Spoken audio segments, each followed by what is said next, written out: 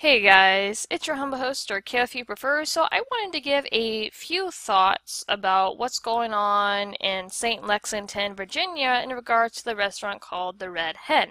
No, I've never eaten there. No, I've never been over on the East Coast, but I've been seeing what's been going on. I've even been reading the wonderful Yelp reviews that people have been generously leaving, and yeah. So, to start off, for those of you who do not know the situation by now, you have Sandra Saunders, one of the White House officials who works for President Donald Trump. She took her family down to that restaurant just to have a nice evening meal and relax. Well, her presence made a lot of the staff of the Red Hen very uncomfortable, seeing how a lot of them were LGBT plus, and they called the co-owner, Stephanie Wilkinson's, like, hey, we just had this person come in, what do? We don't feel comfortable serving her, which in my opinion, doesn't matter who your customer is, if they come in for a meal and they're not causing trouble and they're there to share their patronage, their money. I don't know why the hell you would make a fuss over it. Now, if it's a problematic customer and they come in and they cause trouble for the other people around them, then yeah, you have every right to kick them out going, no, you're not welcomed here. But the fact that Sandra Saunders just sat down and wanted to have a meal made all these people uncomfortable because of her position, which I thought was total and utter bullshit. Just hear me out on this entire thing. There's more to the story. So they called their manager, co-owner, Stephanie Wilkinson. She did not believe them, saying there's no way this person just came in my restaurant. So she goes down there herself to see if what they're saying is true.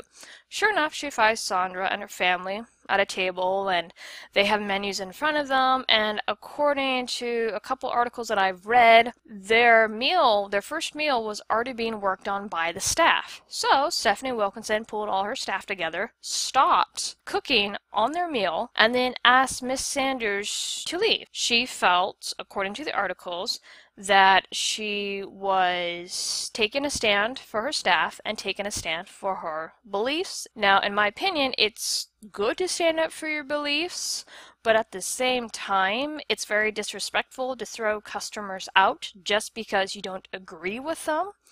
And the fact that she did this burned that restaurant's reputation. You just alienated a lot of your customers. Now, something else I came across in a couple of articles I was digging through the hashtags of the Red Hen today, and I found this. This is by The Independent. Now, according to one individual who is a ethics watchdog, Shaub, I believe I got that name right, he says that because Sandra Saunders used her official Twitter to tweet out about this situation, that she violated a couple different laws. Now, I have an article in front of me, and I'll put a link in the description for you guys to go and read this. According to him, she has violated CFR 2635.702A, and this is a law that stipulates government employees cannot use public office for private gain. He added, it's the same as if an ATF agent pulled out his badge when a restaurant tried to throw him or her out. He also said the tweet violated the endorsements ban, arguing it was an obvious colory for discouraging patronage. He said Sanders used her official government account to condemn a private business for personal reasons, seeks to coerce business by using her office to get public to pressure it, violates endorsement bans too, which has an obvious colory for discouraging patronage. Misuse regulations covers both. Opening sentences of 5 CFR 2635.702 cover both. 702A gives example of coercion. 702C gives example of endorsement. Also, 2635.101B 8 bars parental treatment with obvious colory for singling out. She can lob attacks on her own time but not using her own official position. Now, I will say that is something to point out, because with her tweeting this out on her government Twitter, she knew a lot of people were going to go and share their displeasure with what happened. Now, I'm not saying in the back of her head she did this on purpose to rally a mob, but she should have known better. She knew this was going to get public attention. She knew this was going to rally a crowd, and from the results of that, The Red Hand's Yelp getting bombed with false and nasty reviews of people who have never been at the restaurant. Google has had to step in and disable reviews. Facebook, I believe, has been helping clean reviews. Now, I'm not defending the restaurant. I'm not defending Stephanie Wilkinson. Now, she did exercise her freedom of speech, her right to private business, to run the business how she feels, coincides with her beliefs, her staff, so that is her right. So I'm defending her right there. No, I'm not defending her behavior. But the treatment that she has received from various people is total and utter bullshit. Yes, there is a big hypocrisy going on, but I believe it's from both sides. Because a lot of people, and I'm going to bring the situation in, a lot of people started to reference the Christian baker out of Colorado that was sued because he didn't decorate a cake specifically for a same-sex marriage.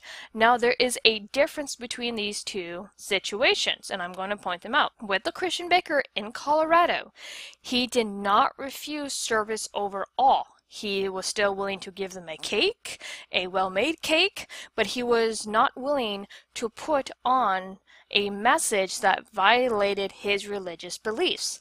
The two men were still going to get a cake well-made, well decorated, baked to perfection, but they were still getting service. Now, when it comes to Saunders, she was denied service overall because of who she worked for and because she defended Trump's ban on transgender people from the military, which something I will point out here because I believe I've talked about this before with various people.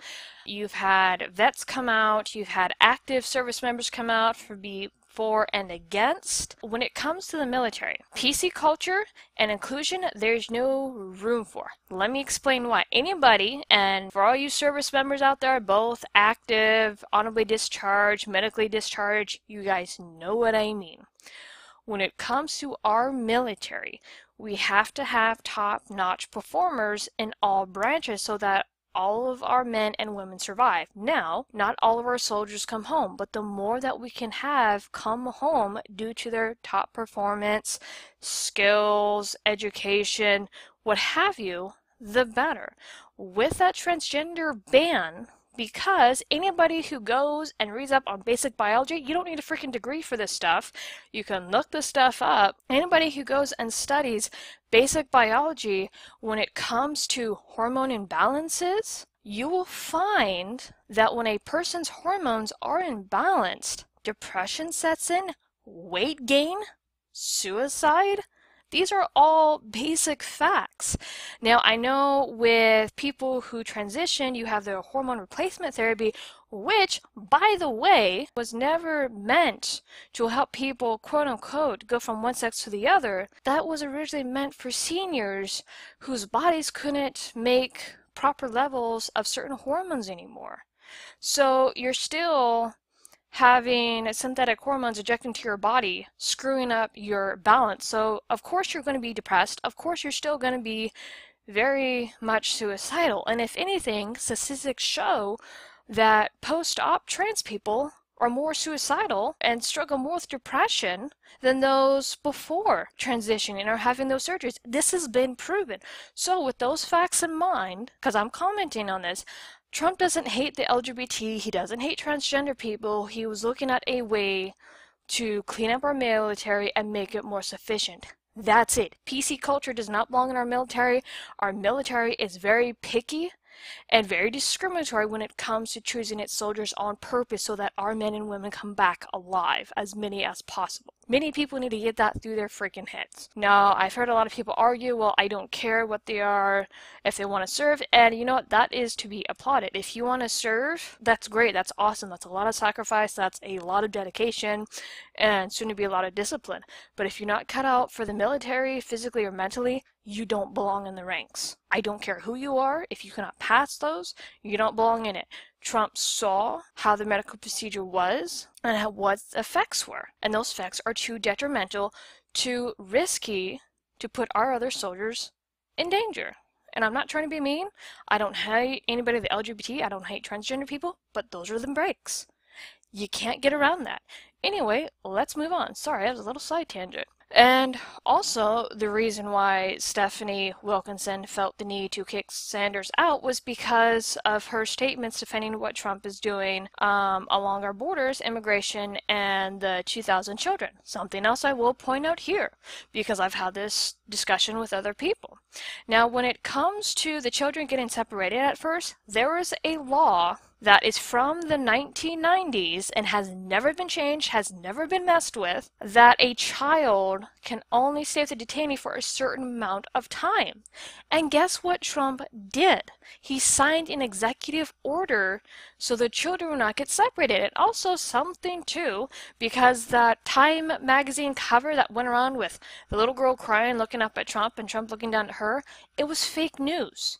That little girl is with her mother.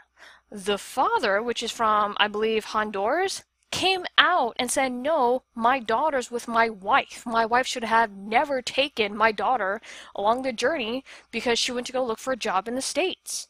So, no, this is fake news. This really is. Now, going back to the restaurant situation, because this is why Stephanie Wilkinson kicked Sanders out of her restaurant, because she felt like she was standing up for her beliefs and standing up for her staff. Now, I can appreciate a manager standing up for their staff, standing up for the restaurant, but in this sense, she has every right to kick Sanders out, and she has every right to feel the backlash for it. Tossing out a customer when they haven't done anything is freaking rude.